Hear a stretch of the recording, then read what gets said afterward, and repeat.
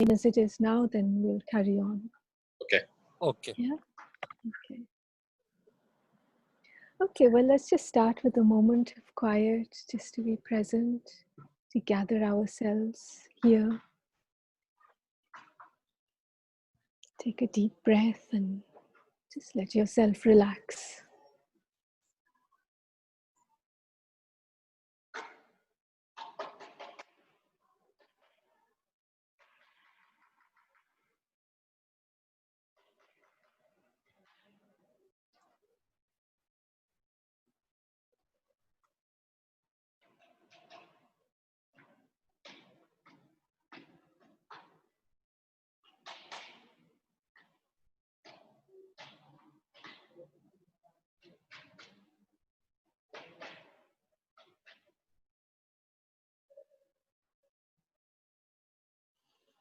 Thank you.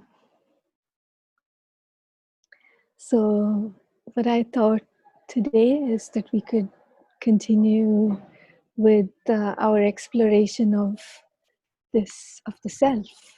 That last time we looked at the understanding of the self as a spiritual being, and just the difference in the experience of considering ourselves to be spiritual beings that are made of peace and purity, bliss, and this kind of spiritual light, pure light, and how different that is from seeing the self as a physical being. And so how is it that we can get to experience this difference? And also, why is it useful for us to understand the difference and live by the truth of our being? Because the reality is that the truth is that this physical body was born one day, and one day it's going to die. And so it's not eternal, and it's made of physical energy. It's made of the energy of matter, of nature. And so it's no less than the spiritual energy, it's just different. And so naturally, to let our consciousness be under the misunderstanding or the false identity of considering the self to be a physical being, and all the context, the family, the work, the background, the history, the kind of body I have, healthy, not healthy, male, female, strong, weak, etc., etc. To let my consciousness get stuck in that identity basically is limiting me. And any kind of limitation on the self will bring some sort of suffering, some sort of dissatisfaction. And so if I want to live my life peacefully, with satisfaction, fully fulfilled, with happiness, with making a contribution to the world, then it's worthwhile getting to know the truth about the self. And also just this very basic understanding, starting from the foundation that, in fact, who I am is a spiritual being, a being of spirit. So the spiritual energy, the non-physical, invisible, and yet eternal and more than real. And so it's shifting our consciousness from being materially minded, in the sense that everything that exists is visible, is tangible, to moving to this consideration that, in fact, there is another dimension. And in fact, I am part of this other dimension. And that is why I can perceive it. So I can perceive my thoughts and my feelings. I can perceive really things that are about to happen.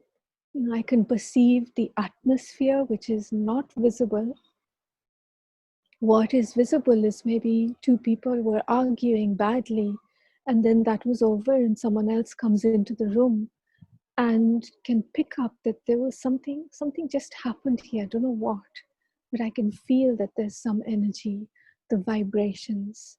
So all of that belongs to the more subtle dimension, which is part of our spiritual being and what we produce as spiritual beings. You know? So as the soul, I produce vibrations, and the vibrations are radiating from my being when I'm thinking, when I'm feeling, when I'm interacting, even when I'm acting. Whatever I do carries with it a vibration. So the question is that how can I make those vibrations, and how can I create an atmosphere that is an atmosphere of peace and strength and love and harmony and all of these qualities that basically we all want, you know, in our lives.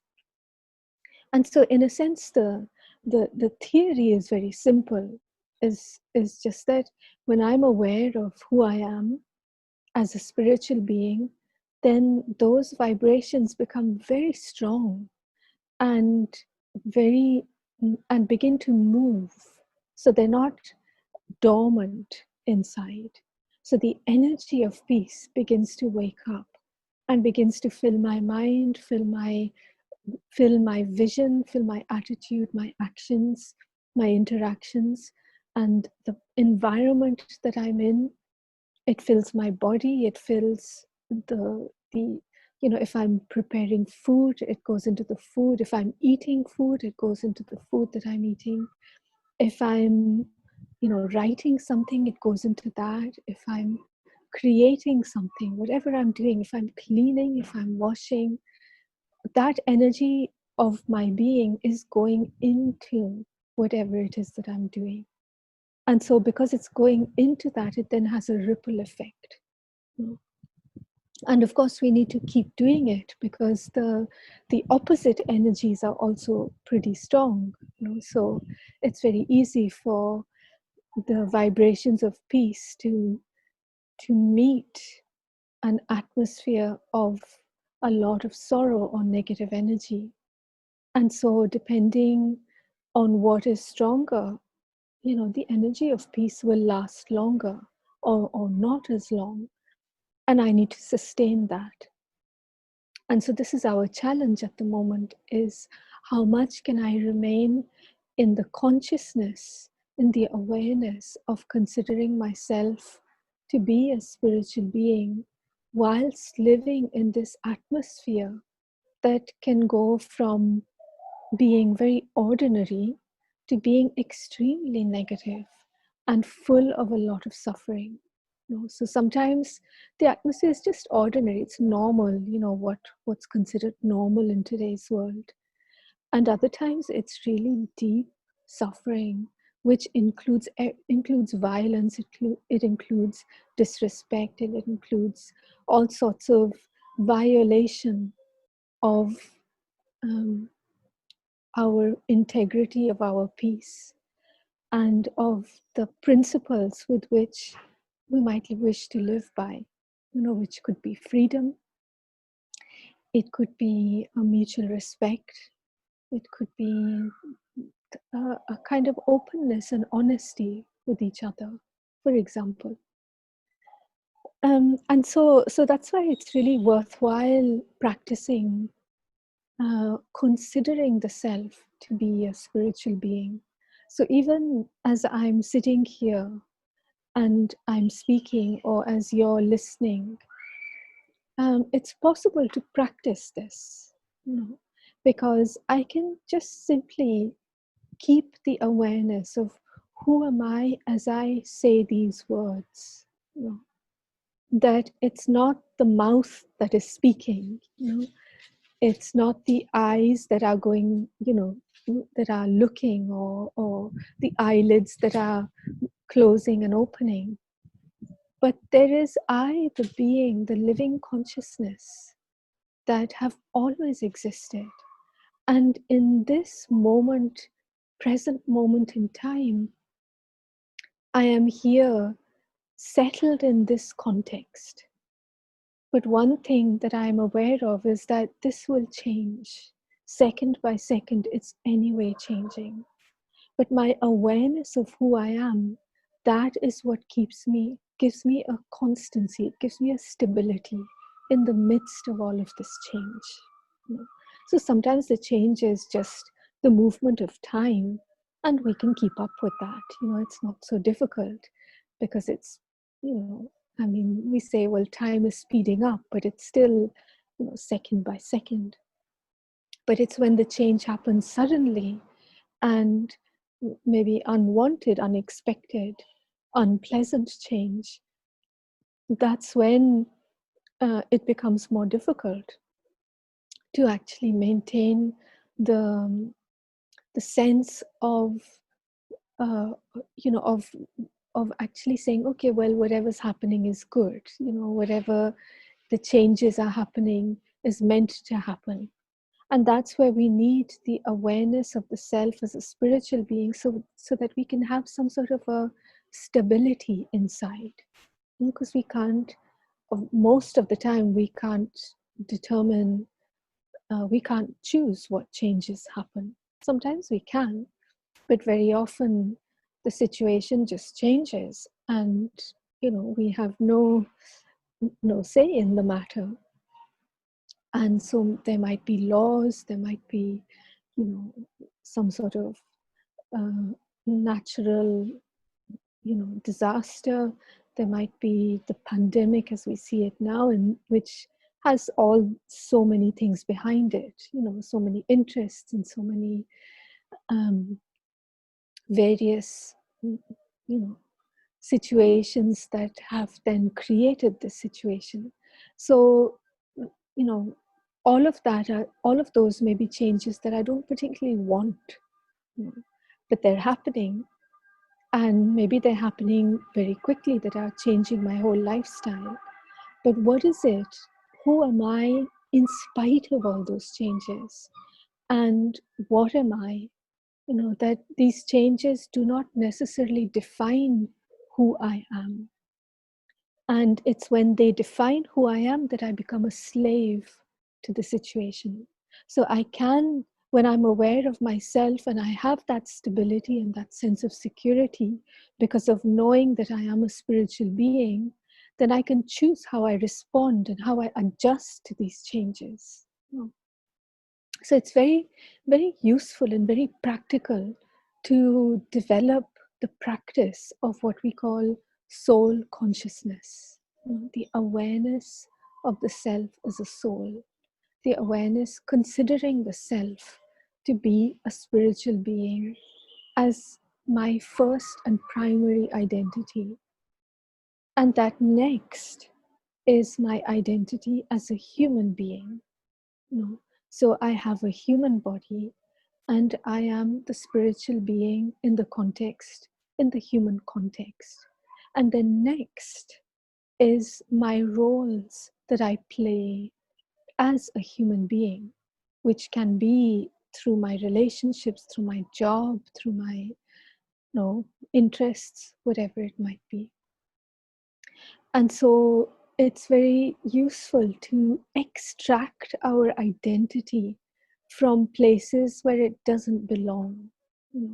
So my identity does not belong in my job, for example. And it's very important to extract ourselves from that. My identity does not even belong in my relationships. So um, sometimes we say, oh, I'm the wife of someone or the husband of someone, but that's my role. That's not who I am. And so sometimes people get irritated when they're, often women, it happens to women that, oh, you're always saying I'm so and so's husband, so and so's wife. Can't you, refer to me as who I am? I don't know if that's ever happened to your wives. So, but it's interesting that actually our identity is really nothing to do with any of the roles that we're playing. But it's when we identify with the role that we get stuck in it.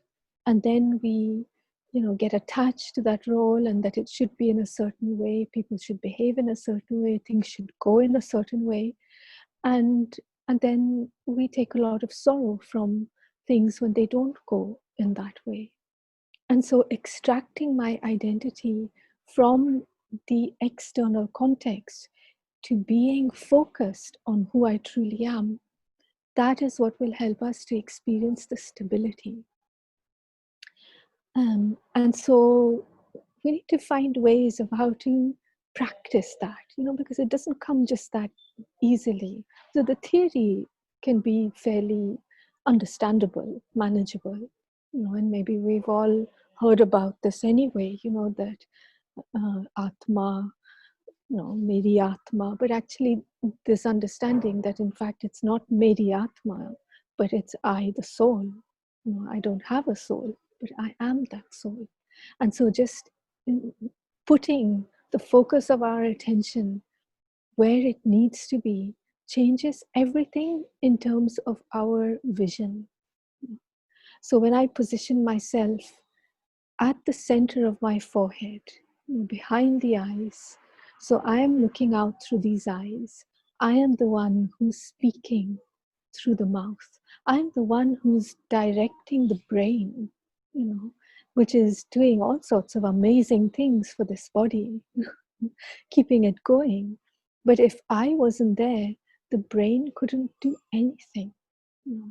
So the brain is like this incredible computer that is programmed, and we even talk about it, neuro-linguistic programming.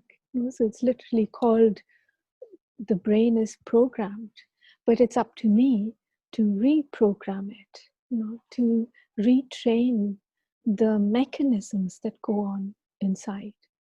And so it's like a very simple practice, that we can do at any time, so that even as I'm eating eating my food, that maybe I'm in company of other people, but you can still take one thought, that I, the spiritual being, I'm feeding this body, that I want this body to be strong and healthy.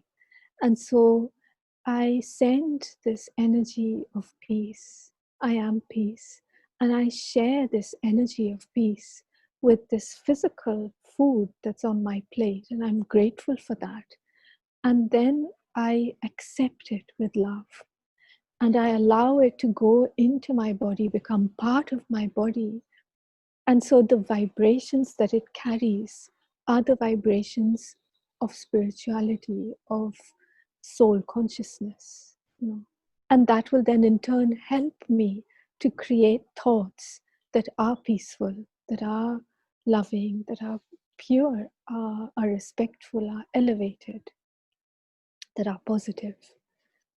So whatever it is we're doing, and also the interesting thing is that it will help us make choices. It will help us to understand what is beneficial and what isn't, what is profitable and what is not, what is going to bring a loss for me in my life, in terms of the quality of my life, the true quality, and which means, what is the best quality of life, is where, for me, to be able to have a peaceful mind, to have interesting and harmonious relationships, honest relationships, to be able to have conversations that are meaningful, to be able to engage in meaningful activity, to make a contribution to the world, to experience, lightness and enjoyment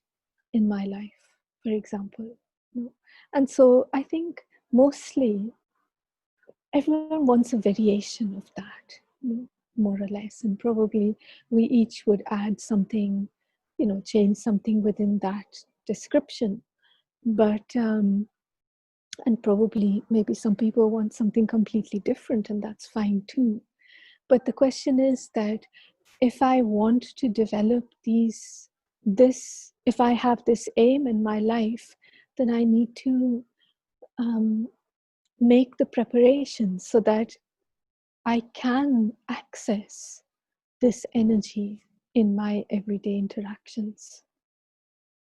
So just wanted to stop there and see how you feel about that, whether that makes sense to you, whether you feel that it's something, this practice of soul consciousness, considering yourself to be a spiritual being.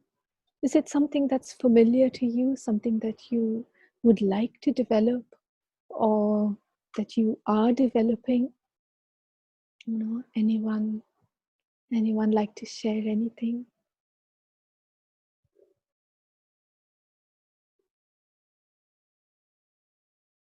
Or any questions or comments?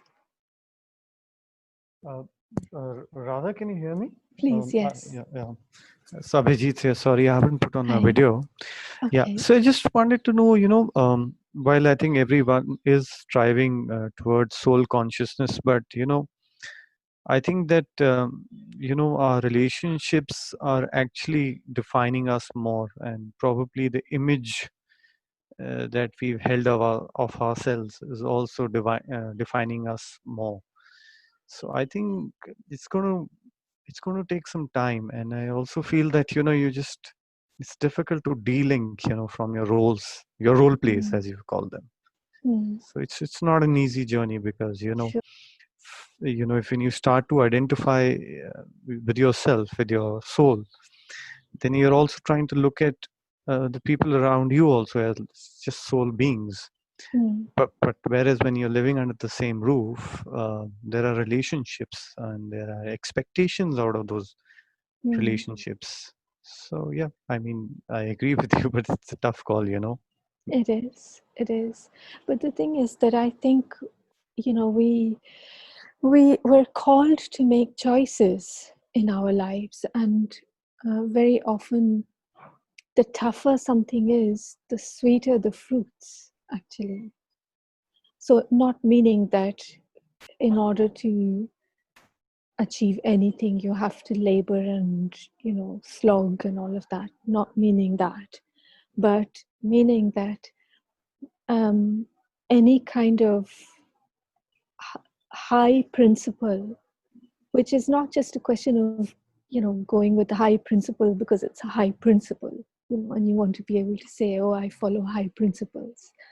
So it's not about that, but it's about seeing the value within that, and valuing things like honesty in relationships over the image that you put across to other people. And so within honesty, when you're able to be open and really communicate with the other person, as a being, rather than as a role that they're playing, it's a real relationship. And there is a true exchange within that. Whereas otherwise, it's the normal thing is just to go along with the superficial and humoring each other. That I know that what I'm doing is a lie, basically, but I just do it because I don't want to change the status quo, and it's it would have consequences and everything, especially the truth does have consequences. This is what's more and more visible in today's world. But the thing is that we live with ourselves for eternity. We will not live with the people that we live with for eternity. And so, what is it? What is your choice? And usually, the greater good is included within the good for the individual good, is what I mean.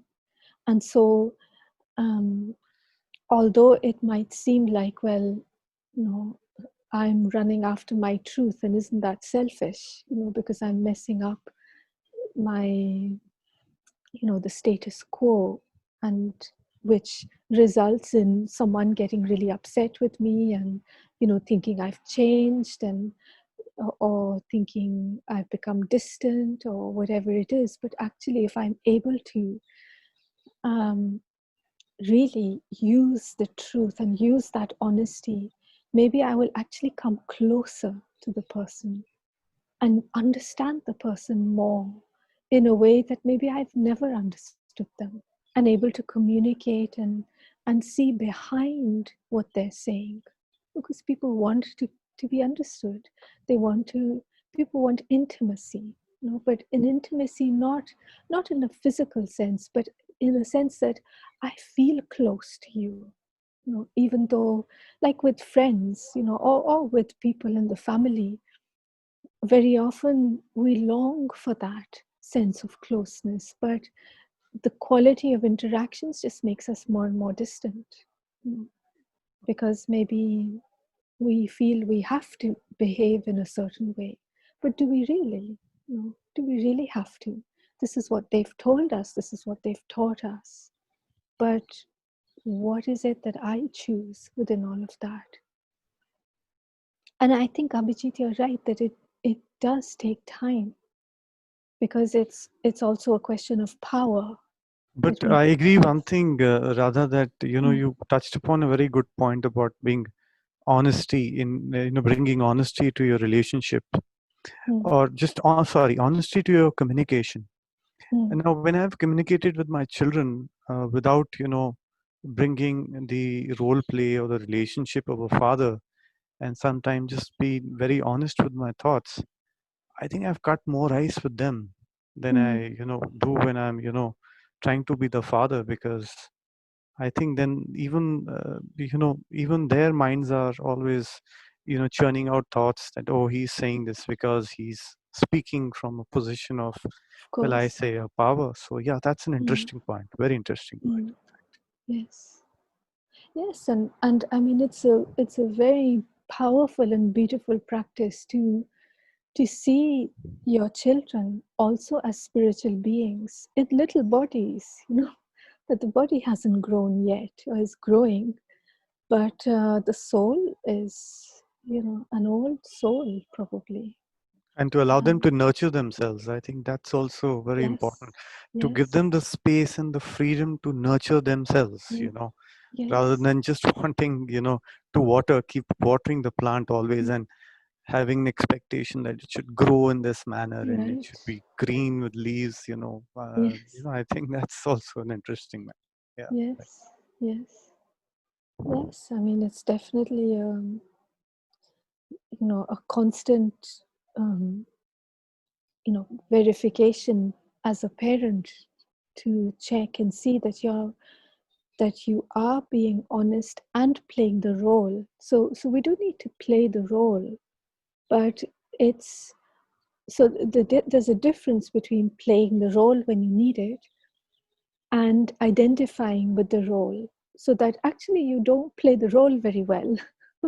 This is the paradox, is that when we identify ourselves completely with a certain role, we end up getting stuck somewhere or another and getting attached to some idea that we have. Or a belief Mm, system, yes, or bringing in a exactly. belief system Yes. into how we want things played out between Mm, us and our children. That's true, mm, absolutely correct. yes. Yes. And so, starting off any interaction just with this one simple thought that I am a spiritual being, and these beings in front of me are also spiritual beings, and we're all together in this context. And this is an incredible scene in the drama of life. And my role is to be the father, and their role is to be the children. But actually, we are all actors, for example. And so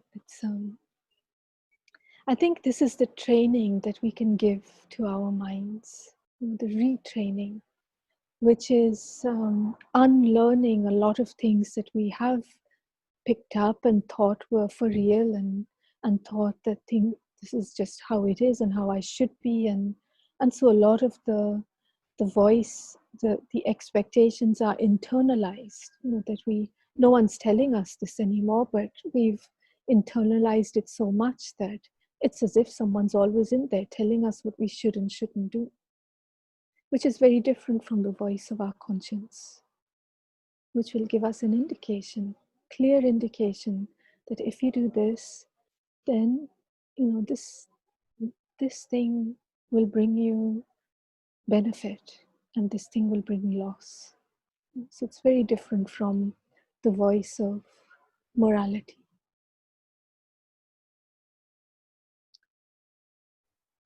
Anyone else like to share Yes, hello, anything? Radha Behan. Hello. Sunita, can you see me? Yes, yes, I can see Yeah, you. with Sahil Bhai. So I just want to tell you that Sahil Bhai and I have been walking while listening to you. Mm, And this talk of yours has converted our walk into a deep spiritual experience. mm, I mean, the way you speak, I personally feel you're gifted with a beautiful voice, one, and the mm, knowledge. mm. Thank you. Yes, and also while this brother was asking this question about relationships, is it okay if I speak for a minute? Please, yes. Yes, I want to share a personal experience that, like in my marriage, when I was not into this knowledge and I knew nothing about soul consciousness, I had a very hard time accepting the soul and the soul's choices. But the moment I came into soul consciousness and I started practicing this knowledge, I was able to understand, like you said, I was able to perceive and understand that soul's choices and the past karmic connections, and I was able to accept and respect that Mm, soul in terms of love, a deeper love. So mm, now I feel that a deeper connection has been mm, established. mm. So, like you Right. were explaining, so I had this same experience in my marriage. So Mm, now it is a heavenly experience, staying with the same soul, being mm, able to accept with so much love, mm. understanding the soul. Wonderful. Thank you. Yes, yes. Thank you so much. Thank you. Great. Okay. Anything else? Anyone?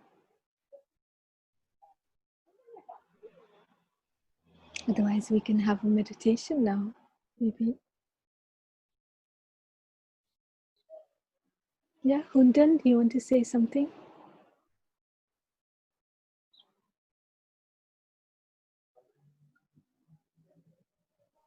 Hi Radha.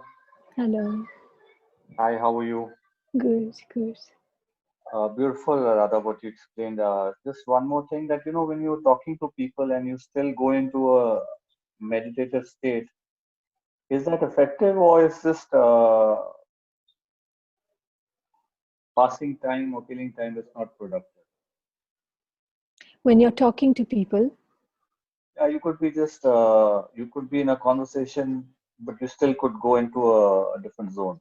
Mm, yes, I mean, it's because it takes just a second to reconnect.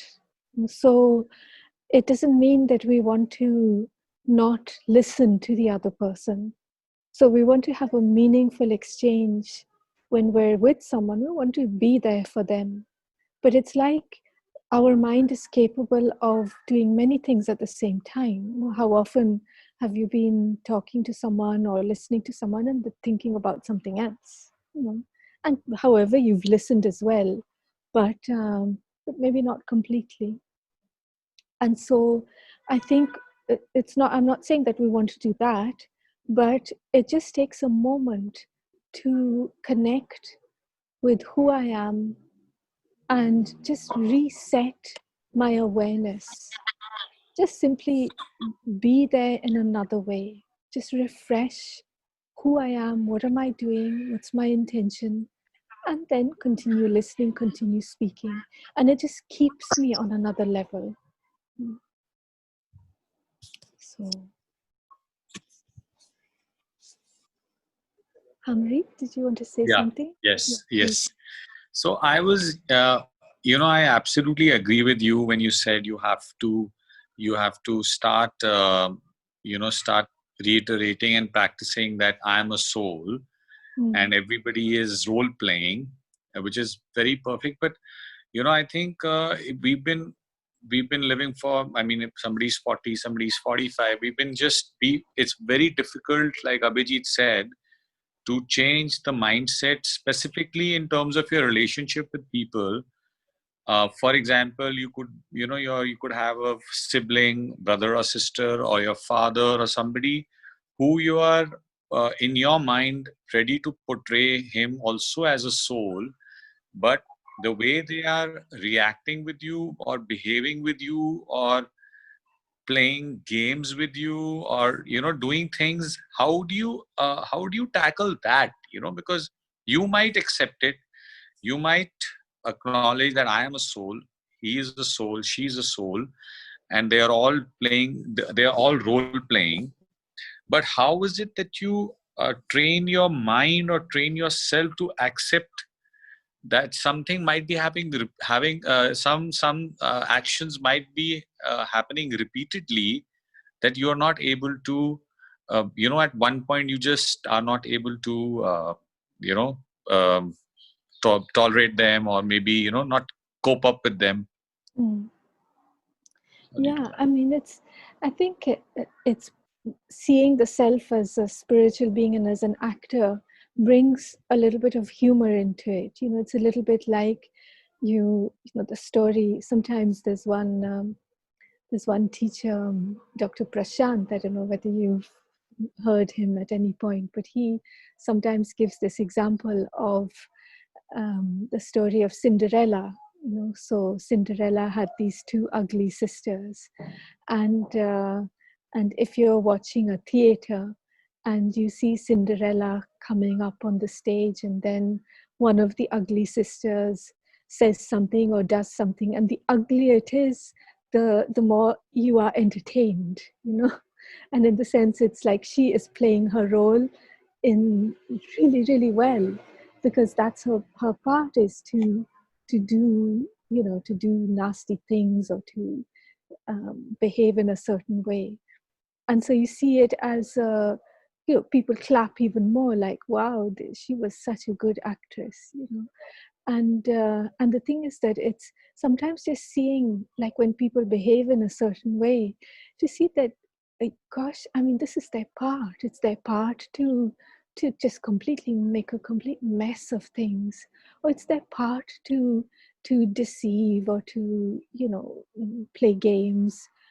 I mean, it's like, who am I in to say you should, to another actor. If I was in a play and I say to another actor, no, you're not playing your part well. You should play a different. You should say something else in your lines.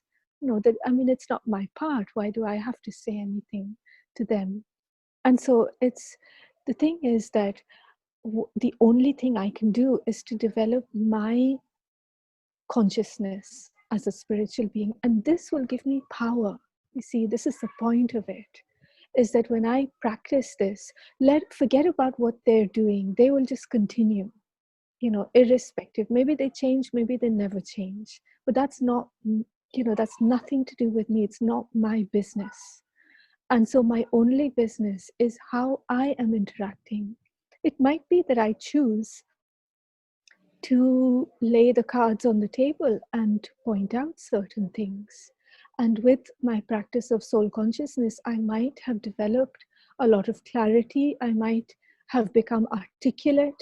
I might be able to put things in an unemotional but clear, honest, and truthful way, so that their behavior is revealed. And so I'm not letting myself be taken advantage of. Soul consciousness doesn't mean to be passive and just to allow anything to happen. I need to stand up for myself, but the practice will give me power. And this is the thing, it will give me the strength to know how to deal with things. And so the more I do my work, do my practice in between situations, it's like in the army, a soldier will either be on the battlefield and be in combat, or will be in training. And so when I'm not in combat, so maybe in a discussion with someone, then I need to be in training. And the practice of soul consciousness is the training. So sorry, can I just say something? Please, yes. Yeah, so I'm just saying what you're saying is perfect, but what if your lives are quite intertwined, you're living with them, or you are interacting with them day to day, and you just can't they know what they're doing, You've pinpointed it. In fact, everybody else also around knows what they're doing. And for some reason, nobody wants to just get into a head-on argument or head-on situation with them. So how do you cut off with such people? Do you continue your interaction? Do you continue your relationship? How does it work? I mean, how Yeah, does I think you have to weigh things up, and to see uh, what, what would be the intention of doing something or not doing something. Because basically, both are choices. Even if you choose right? not to do anything, it's still a choice. And so, why are you choosing that? And why are you choosing the other thing? And so, I think the first thing is to lay the cards out on the table for yourself, and to have clarity what's important for you. What really would be the criteria on which you would make a choice? That even if everything were to fall down, but you would be happy about your choice because of certain criteria, certain basis, and you would maybe make it again, but it's important to to check the self, and to say, and this is where the practice of soul consciousness and the practice of meditation helps Will us help to it. clarify, because we get rid of waste thoughts, you see, because waste thoughts make a lot of noise and they take up a lot of space, and so we don't have the clarity and the ability to see what's actually going on in our own minds, let alone what other people are doing. Right. Okay. Thank you. Thank you. Okay, so let's have a meditation now. And so take a deep breath, find a comfortable position. Let your body relax.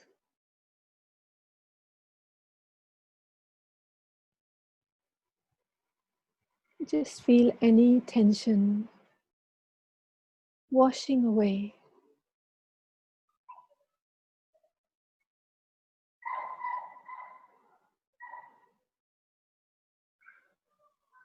And as my body becomes peaceful, I become aware of myself as a spiritual being,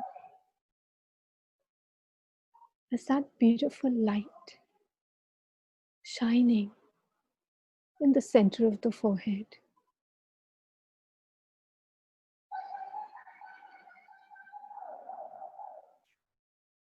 This is who I am, this being of unlimited consciousness, being of pure living light, the energy of love, vibrations of peace. Emerge from this being of light. I, the soul.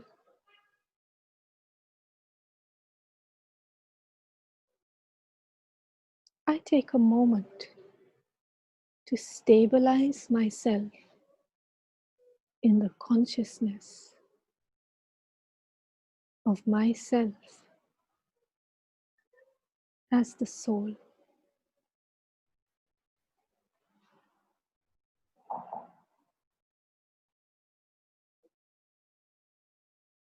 My nature, deep down inside,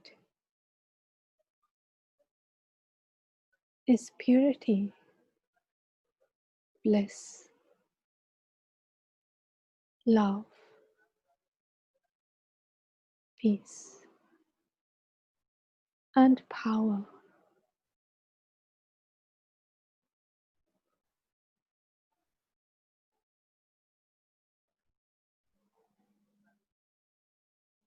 And it is these attributes that are reactivated right now, as I become aware of myself,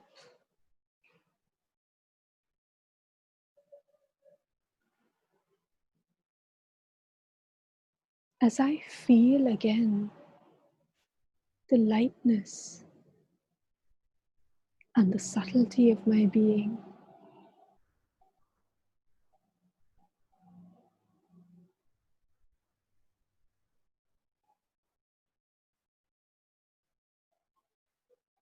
my consciousness can be visualized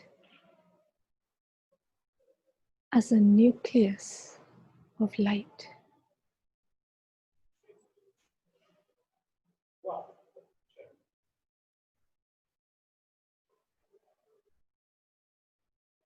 Radiating rays of love, of peace. They are like waves that move through my consciousness,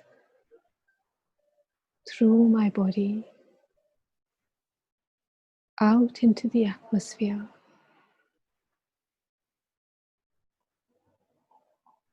through the subtle pathways, and into all the roles and responsibilities that I have in my life.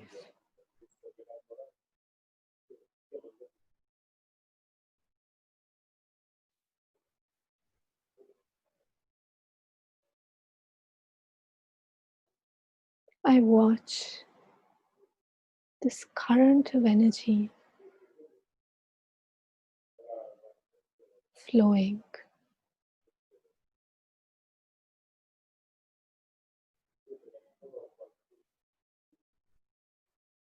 and I see the spiritual power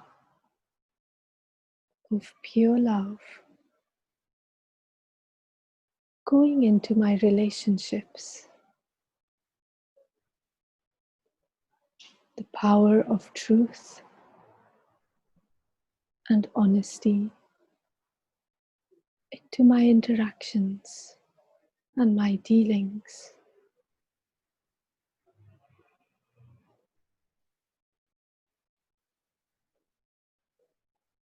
the power of peace and silence as I spend time with myself and see myself as a child of God.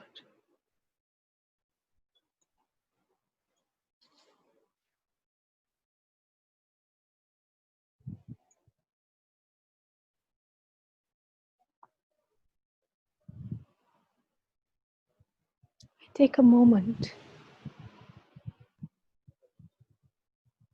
to enjoy being inside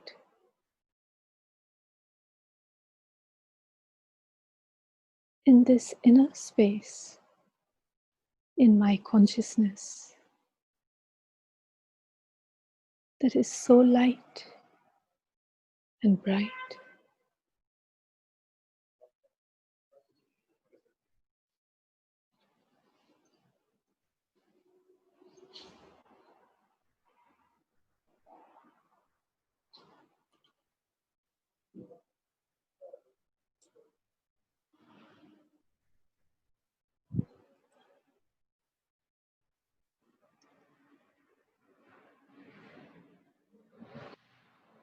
I take another deep breath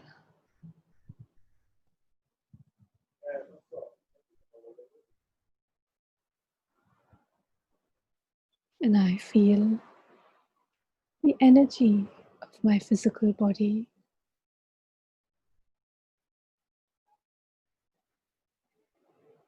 whilst being stable in the awareness of myself as the soul,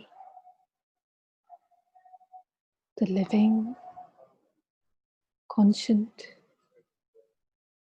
being of peace.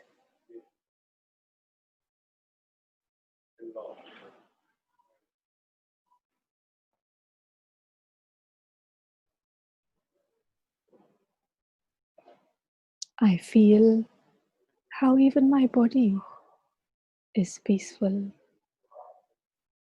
and relaxed and responds to me when I am peaceful.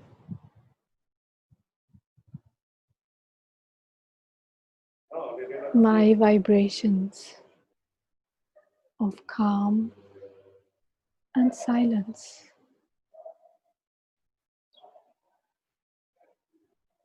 have a powerful healing effect on the body.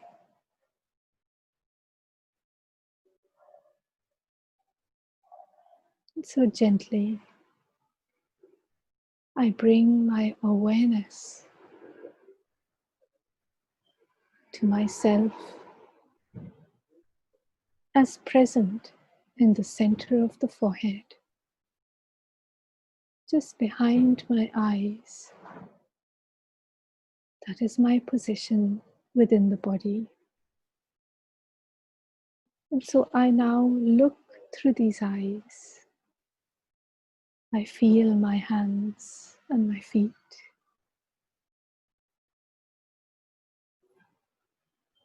Just scan my body,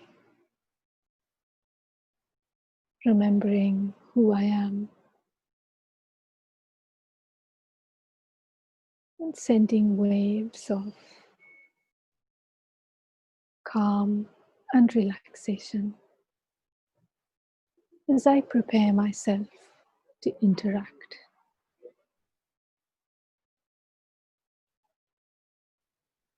Om Shanti.